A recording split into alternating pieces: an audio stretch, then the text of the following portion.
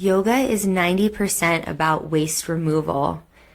There are ideas that there's something we need to achieve as far as postures or on our healing journey or self-help, but the truth is we are already whole, and the practices and disciplines we apply ourselves in are helping us realize this, or should be returning us to a remembrance of our wholeness.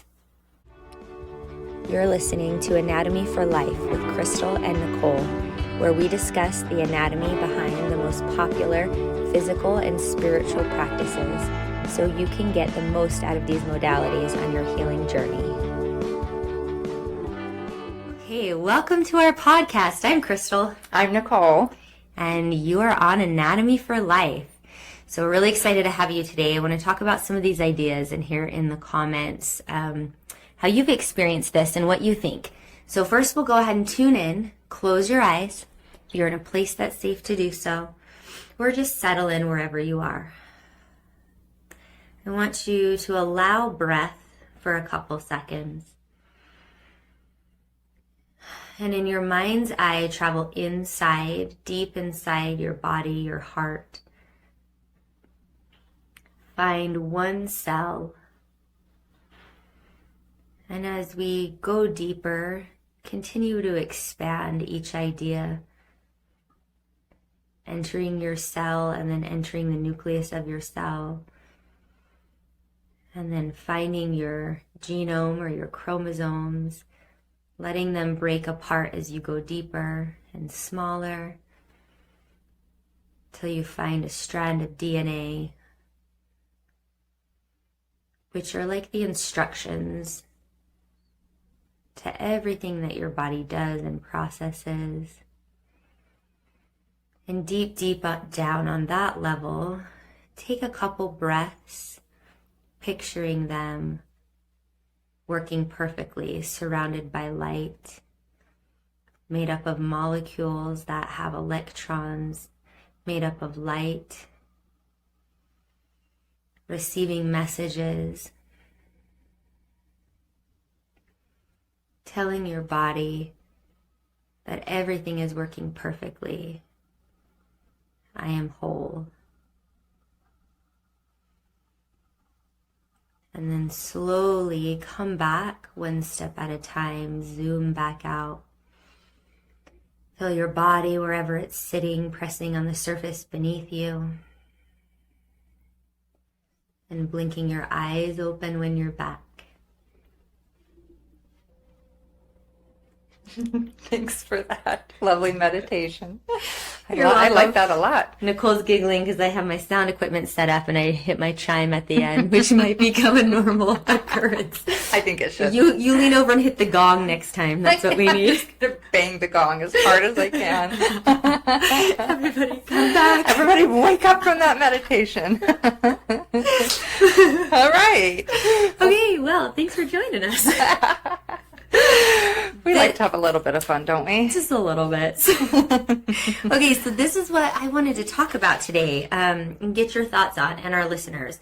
When I teach in my anatomy curriculums, I begin with a book by Leslie Kaminoff, and he writes this brilliant book and begins anatomy with an analogy of the cell, and then moves on to the respiratory system, chronologically how we grow, and then just has beautiful depictions of the muscles and the bones and what's going on in each yoga pose. But in one of the things he says, which I have been teaching now for 6 years, in the beginning, is yoga is 90% waste removal.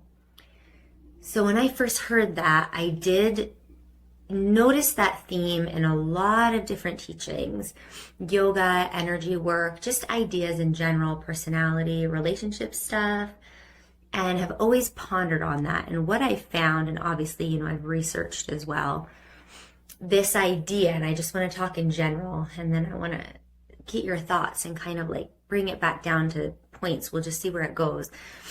Is most of the time, like in dis-ease or disease in the body, or ideas in the mind, there is this sense that there's something lacking and we must add to ourselves, or achieve or build upon something to then become complete. And I think we first saw the dismantling of this in relationships years ago, where it was like, stop saying you complete me and be a whole person and then marry a whole person. Right? Yeah, absolutely. Huge movement. Yeah, so I think it's that idea now that is starting to be dismantled in a lot of other areas as I'm watching the research and kind of the thought patterns and philosophies, especially in my world.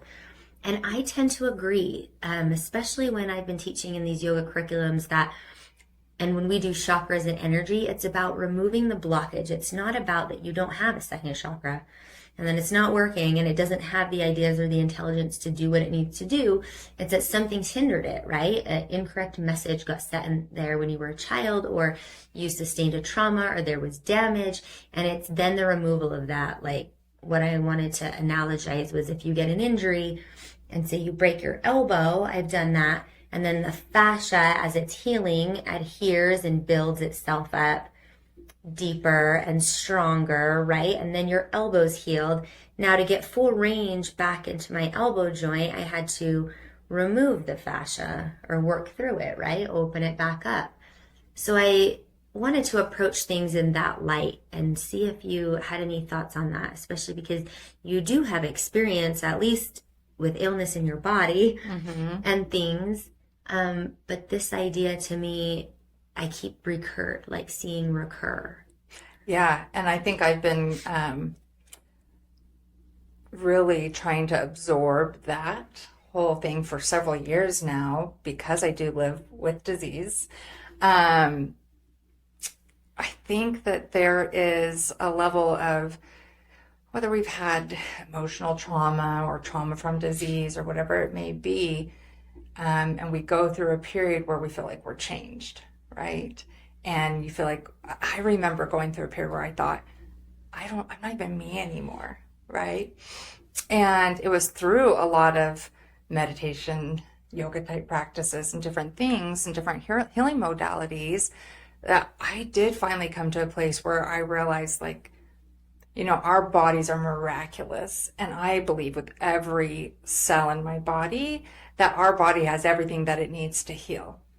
That we are the answer in whatever you believe in the divine, maybe in correlation with that, which is what I believe in, to help us to get to that place, and that we can learn so much from that, right?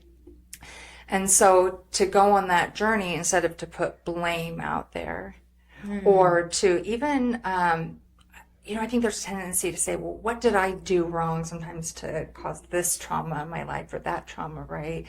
And so instead of doing that, to say, I am whole. I have all of the tools that I need within me, but it can be like a puzzle, right?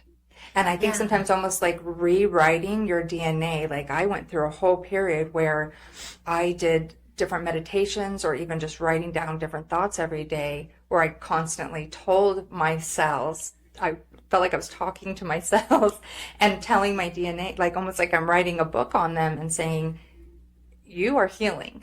You can heal. You can do these things. And guess what? It worked. I'm not all the way there yet, but it was life-changing as I was able to implement some of those practices. And I got to a headspace where I could start putting everything I had into that. And so I think that so that idea resonates, like the idea of like, I just need to return this operation to its basic operating system, like and what it naturally is. Like you're talking to your cells and your DNA, it's naturally got the tools, and it naturally knows the right things to do. I just need to figure out, like, it's not like you were going in and slicing it up like surgery and saying like, I need part pig DNA and AI, and it's not like you were adding to it, right? You inherently resonated with, I just need to talk to it and return to normal operating. And that can wholeness. Be easier said than done, right? When you're like in the middle of whatever your trauma is. But I heard something the other day from an anatomy expert, and you might have seen this too. And I had heard this previously, but I'd forgotten it. And they said, before your body has a trauma response in whatever way, you've actually probably had 42 other things in your body. Oh, yeah. go wrong, and your body is so miraculous that it will like keep like fixing things. You talk about this even within our last course, where you might end up with like a shoulder problem, but that's probably not where the problem originated, right? And so sometimes it is a big puzzle to figure out, how did my body get to this point, whatever that response is, and to come back to yourself and be okay within yourself and to move forward. Yeah, I like that you said that. Let's not minimize the journey and the discovery and the thing. I mean, that is the majority of it. And there is suffering and there is glory and I don't want to minimize that part, but I do want to talk about, you know, the optics, because if you had a different aim, that would sort of be a different idea, you know, but if you had this aim, you'll go through all of those processes with, you know, with just a different goal. In the Course in Miracles, it speaks to this point, and I love that. I also love Marianne Williamson's iteration on it, which she calls Return to Love. And so it's a little bit more palatable. If you haven't delved into A Course in Miracles yet, read her book first, Return to Love, because it sums up the idea and she tells it intertwined with her personal story and experience with it. And it's just so beautiful. But A Course in Miracle reads more like the Bible or the Kabbalion or like something, the Emerald Tablets of Thoth. Like you're going to delve into it like scripture and really only piece out a couple parts and spend a lot of time speculating on that. But what it says is, what she titles her book is it's a return to love. The whole premise and what it's teaching you, principle by principle, and the Course in Miracles goes through Jesus's example in the atonement, that it's a return, it's a remembrance, and it's a matching your vibration to the capital T truth that we are already whole. And we just need to get the things out of the way. They call it right-minded and wrong-minded thinking that hinder that. So I have actually found that in most of my work, and especially my intellectual work with dealing with my emotions and my nervous system, that has, I can say now, always been the answer. Like what's been in the way of me experiencing joy in a relationship has been my ideas or my blockages, and we could talk it in terms of, and I would like to hear what the listeners think about this too, but we can also talk about it in terms of like trauma responses and triggers, and we've talked about a lot of subconscious limbic system things. So it's not that this is always a choice initially. Right. It could be a reaction, but when I've got to the bottom of it at that journey, it has always been something that was never lacking in me, but something that was presenting in me that was blocking me from that. Like a belief system that I didn't deserve to get paid a certain fee for things, right? Or a belief system that I didn't deserve love from a partner, or that I couldn't reach a depth in a relationship that I wanted to. It was never the fact that it was missing. Yeah. Or there was something lacking in me. It was just some things I had picked up along the way. Like we're just traveling on our path, and as we go, we're just picking up the rocks and putting them in our backpacks and saving the sticks. I mean, like my kids do this. By the end of the hike, you're like, if you want to make it home, you're going to have to set some of that stuff down, right? Or it's all going to end up in your car, in your back pocket. So I feel like it's this proverbial journey of setting things down and becoming aware of what those things are. So when I teach it in yoga, I try to teach the teachers that them and their students are not lacking anything, but it's the setting down of ideas or energetics or traumas that are in the way of things operating perfectly. And do you see, I mean, I feel like we've probably all experienced this a little bit, but sometimes a person is just ready, like, yep, I'm ready to set this down. But other times, you know, we've dealt with something like maybe repeatedly in our life, so you almost like it becomes part of your identity. That was something I went through, even with the disease stuff. It went on for so many years where it was just awful, right? And so then when people would say, oh, what do you have? And then it almost became like, I am this. And I was not me. And I had to start changing. And even now it's hard when people ask me, well, tell me like what disease. And sometimes with you, I can talk more, but sometimes I hesitate because I am not that. You don't want to label yourself. Yeah, right. Or you don't want to call yourself having something. Because I've tried to set them down. and I've done a lot of that work, right? I'm still doing it. Like that's what we do when we've been through really hard things, and then something will come up again, and you have to push even further, But I mean, I know you've told me times when you've done sound baths or different yoga sessions where people have even stormed out because in the yoga practices where you say 90% of it is that setting down and releasing, and they have an emotional response and they don't understand it or know how to process that. If you talk about that a little bit, about how like even just being able to the set down process. Yeah, I think the first step in that is recognizing it, and we can spend a lot of time participating in awareness practices just to get to that first step, just for the awareness that I am having a reaction, or this isn't going the way I want, or I am creating this. And that sometimes can be the biggest part of it. Because as soon as somebody sees it, the question that they begin to live in, even if they're frustrated at the length of the next part, they're seeing it and they're living in the question, what do I do about it? I'm seeing it. Well, the biggest part is already behind you. I think the most work I do is still on step one, which is what are my blind spots? Because you don't want to ask it, and it's scary to know.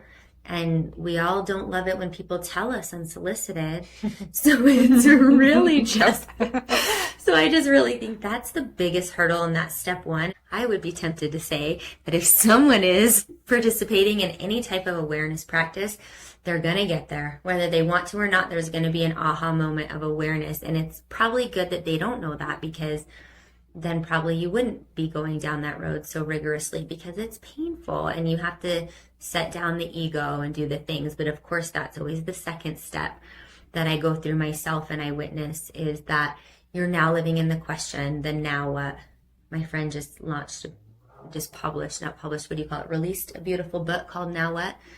And I might tag that in the show notes as well, because he's such a good friend and I just think the book is beyond brilliant and helpful. But people live in that space now. That is, I'm noticing it. Now what do I do, right?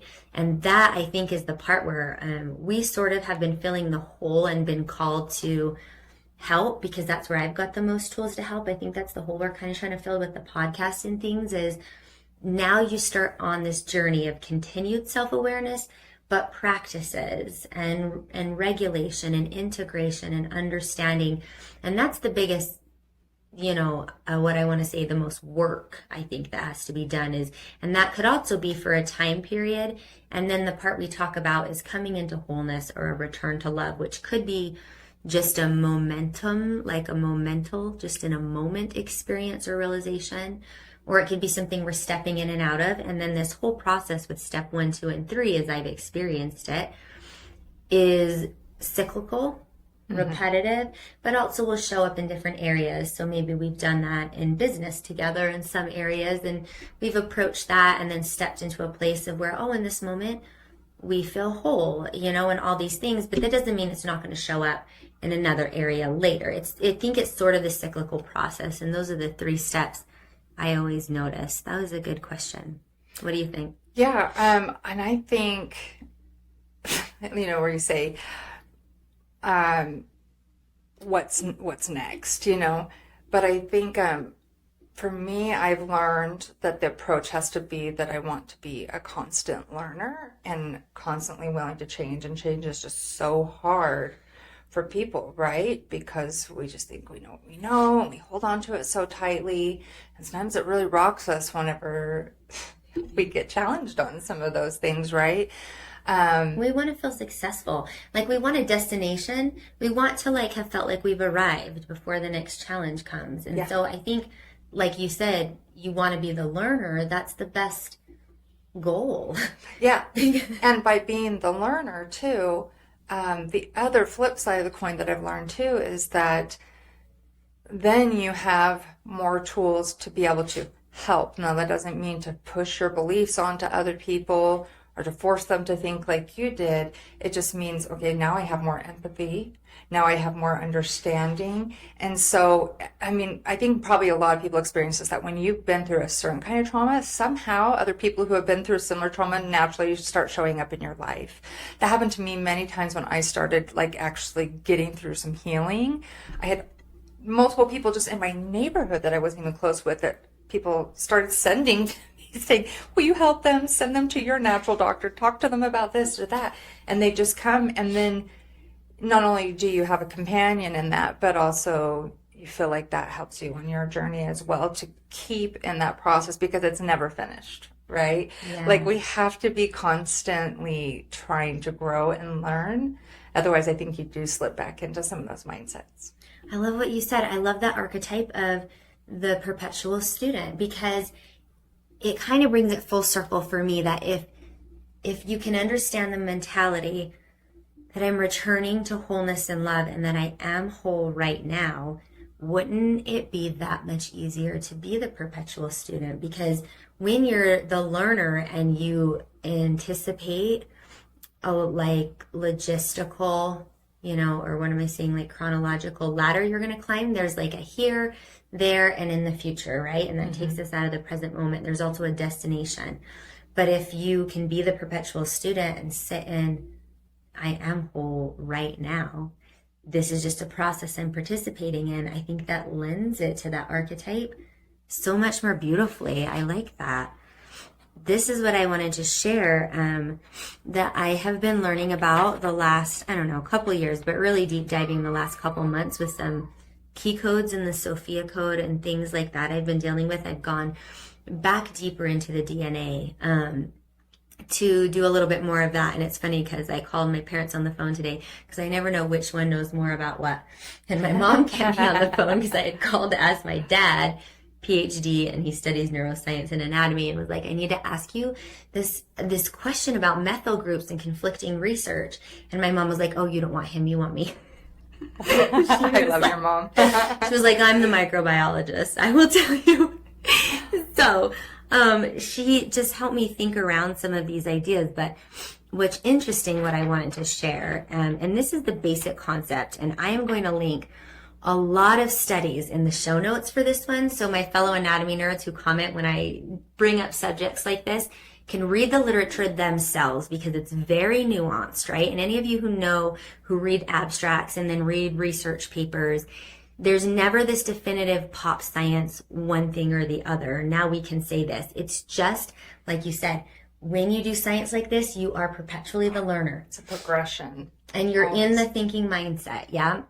So it's not that a lot of the results are definitive, right? You can prove some things, but you're just in it to learn. I just want to remind everyone of that. And so one really easy way to understand your human genome or your DNA, and I love this analogy, so I wrote this down.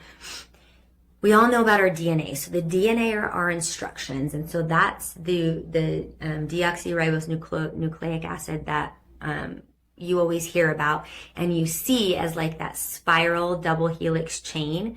So what that's made up of is the backbone. And then you have your 4 nucleic acids, right? Adenine, thionine, cytosine, guanine.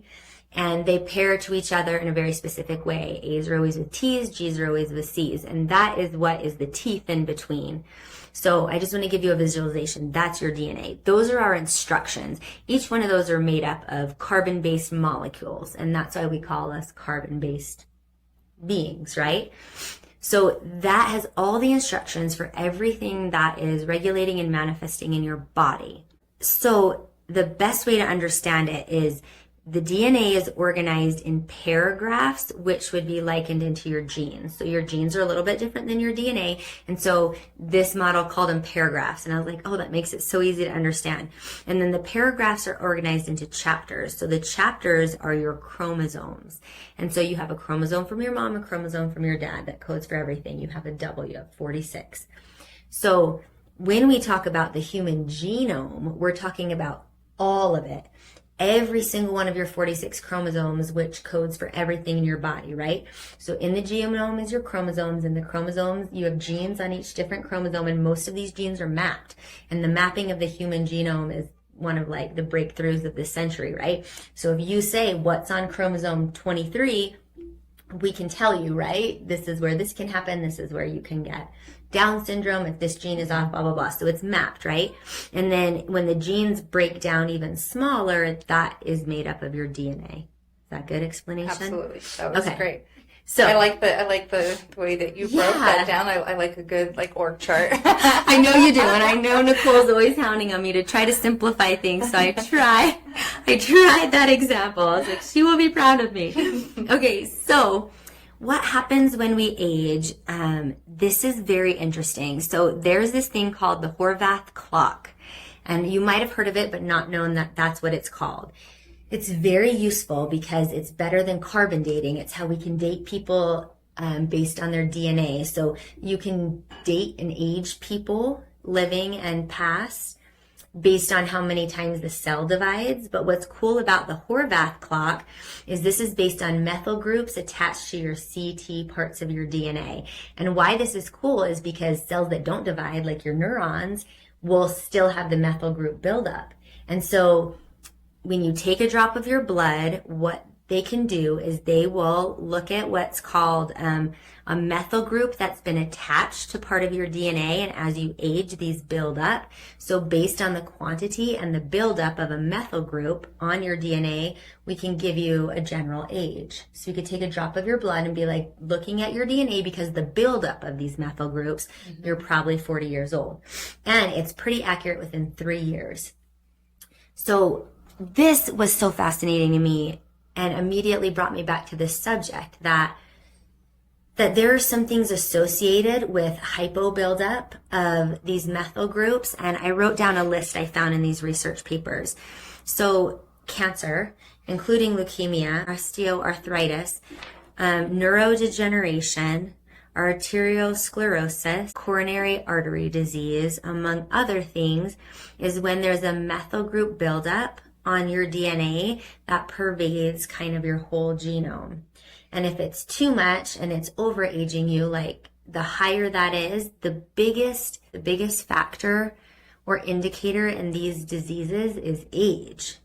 So do you become more aged because of those things, or because of those things you age more? Do you see what I'm saying? Like does that age you? Yes.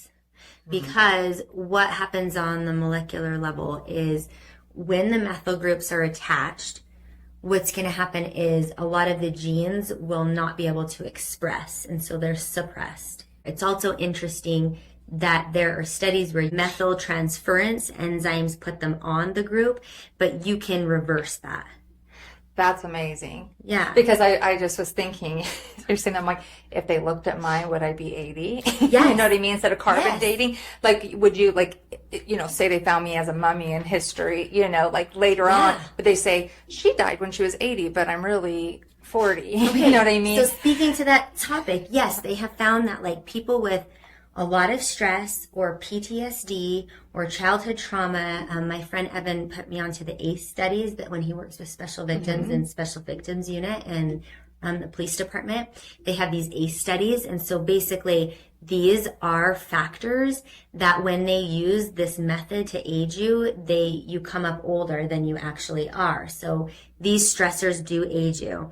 I wrote down a study I wanted to share as well with you guys because it's a very simple study, and this is what caught my eye. This one was only 8 weeks long, and they did it with lifestyle. So they took a control group, and they used the Horvath Method.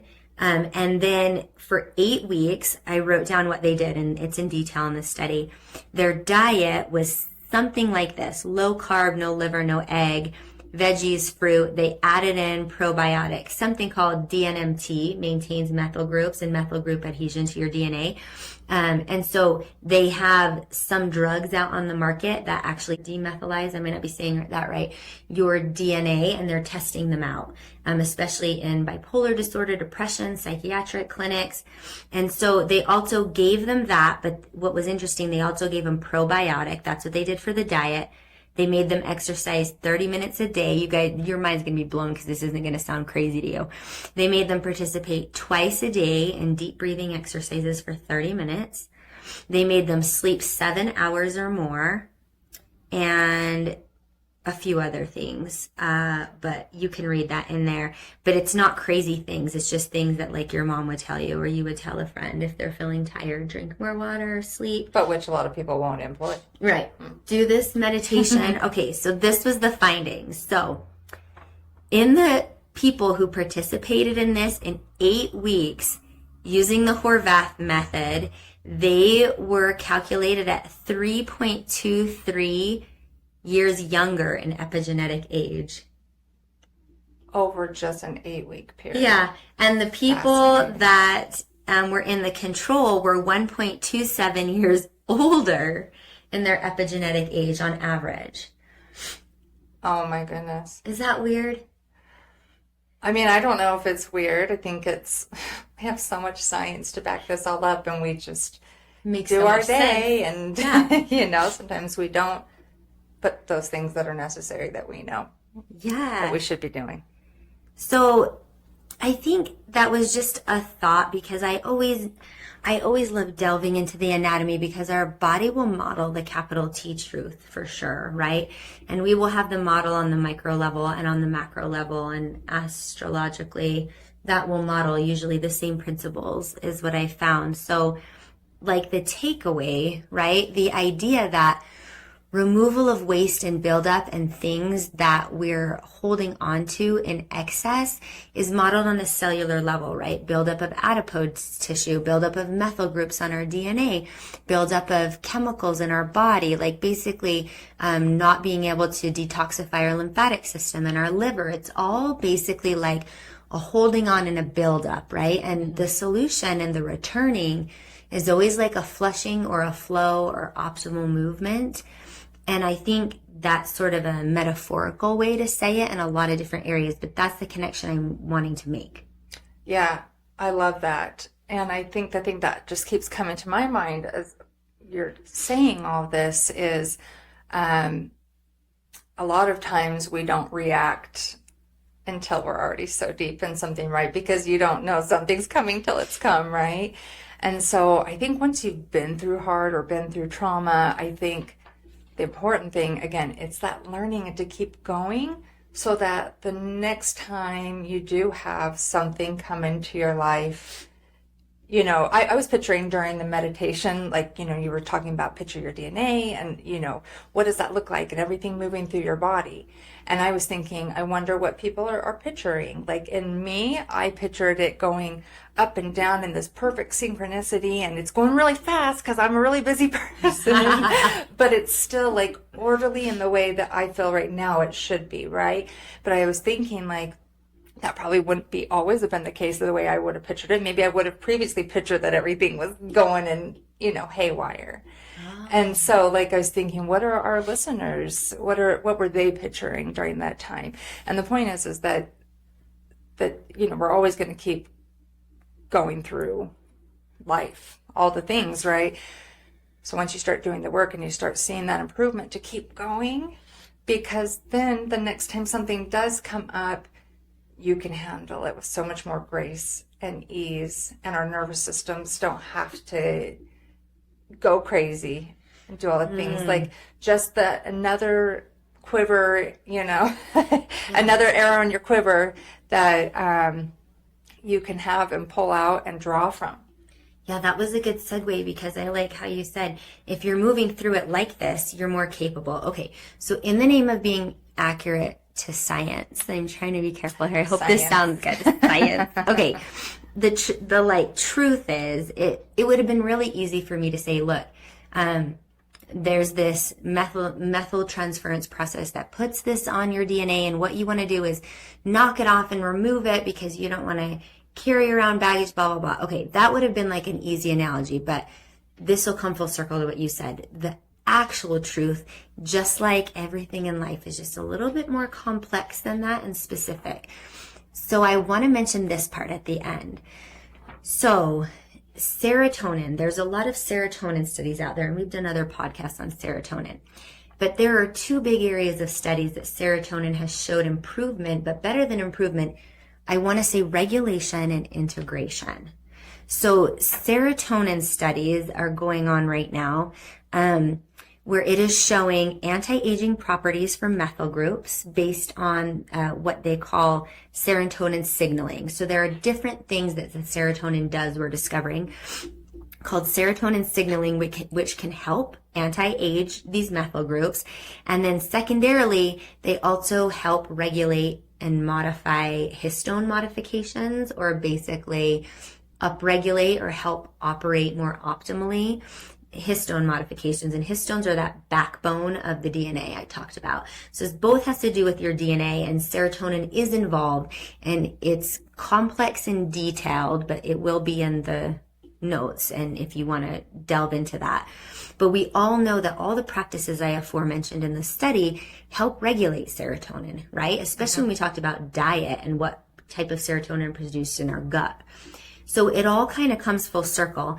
And one really interesting thing I wanted to mention was there can also be underdeveloped methyl group buildup, meaning if there's none, there are equal and opposing studies showing that this is a natural aging process and it's not all bad. So if it doesn't happen, do you know what happens? No. If this doesn't happen, for instance, what they call in greater infant distress, like when there's not a caregiver or babies are neglected, the methyl groups actually don't build up on the DNA and they're like lacking.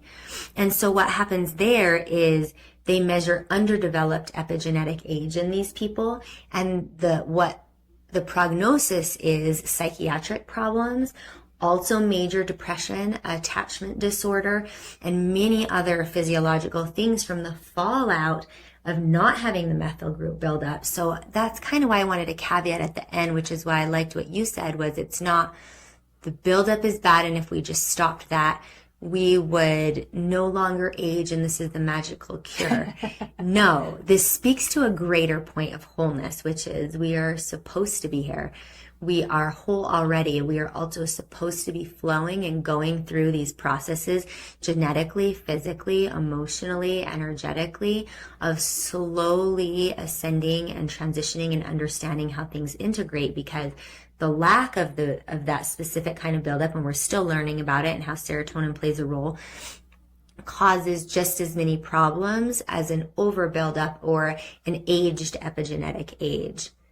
So you don't want to go back to being an infant baby. You don't want to take all the things. No, take all the, DNMT and go back to like no methyl groups, because listen to this. One of the biggest factors they found in under methylizing your DNA is long-term memory. So serotonin and this part of our DNA plays a part in long-term memory, which is basically the same thing as saying your personality. Wow. And your development and your wisdom. So after pondering on this for a lot of years and just kind of giving you the tip of the iceberg, why it comes full circle back to what you just said was, it is about the process, and it is about being integrated and whole in the process, and it is about the balance. So it is about not building up more than we need to and removing blockages and flowing, like you said, and being able to handle it better. I'm doing air quotes, and being able to handle it better, but it's not about not aging. And it could even be, I came up onto this concept like, yes, it is wisdom versus aging, right? Aging, accelerated aging just for the sake of aging and a buildup is going to cause a shorter lifespan and a lot of unhealthy processes mentally, emotionally, right? And physically, but adding wisdom or the appropriate buildup and the appropriate operation, even of our anatomy on a cellular level, is going to allow us to, air quotes, handle it better, right? Mm-hmm. So that's sort of in the name of bringing things just a little bit more accurate, science information to you, so you don't get the wrong idea. Yeah, I love that. Well, I think like everything has, equal and opposite reaction, right? And so it's just something for us to remember. And I think it's also a good motivator for us to keep moving forward. You know, don't feel, if you do feel stuck, what can you do to get unstuck? What can you do to find the progress in your life? And even if it is like you are crawling, because I did that for a long time, just holding on to the next piece, you know, and then eventually one day you wake up and you say, made a lot of progress. Yeah. And that's what it's all about. I love that. Well, thank you. Thank you for letting me share some of that. No, I love this topic. And Yeah. I mean, I feel like we could go on probably for hours Yeah. and go even deeper, Yeah. but I think this was maybe we will. Yeah, maybe we will. But as always, we welcome all the feedback and comments, and we'd love to hear what you would like to hear more about. Make sure that you're following us at Zinn Yoga on Instagram and our website. And our website. Yeah, subscribe on our website. We're always, we're doing a lot of great things coming up, and going to be giving a lot of great bonuses and freebies away for yoga instructors to help support them, but some of them even for totally anybody. And by the time this drops, I probably will have recorded on Monday meditations just a little DNA epigenetic or upregulating sort of like visualizations. You can pop on Monday meditations and get that for free. Perfect. 8 or 10 minutes, and then you can just start, playing around with the idea that, we code in the energy of our electrons that are flying around our molecules and our DNA, and that's where everything starts. So look for that too. Okay. Yeah. Thanks for joining us. Thank you.